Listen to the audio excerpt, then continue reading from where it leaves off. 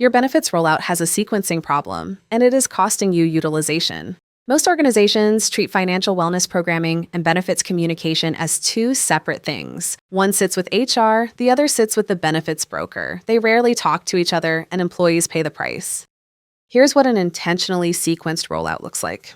Phase 1, 60 to 90 days before enrollment opens. This is the financial wellness window, not benefits education, financial foundation work. Help employees understand their own financial picture, what they spend, what they owe, what they can realistically afford to put toward benefits. This is the work that makes everything else possible. Phase 2, 30 to 45 days out. Now, introduce the benefits. Employees who understand their own finances can evaluate options with a clear head. This is when benefits communication actually lands. Walk them through what is available, what each option costs over the full year, not just the premium, and how each choice fits different financial situations. Phase 3, the enrollment window itself.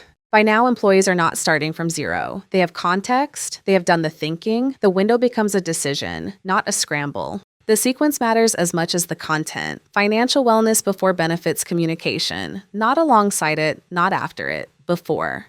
If your organization is running financial wellness and benefits communication in parallel, or worse, in the wrong order, you are asking employees to make complex financial decisions without the foundation to make them well. Shift the sequence. Financial wellness first, then benefits. That single change moves utilization numbers. To learn more about financial wellness programming for your organization, visit financialfootwork.com.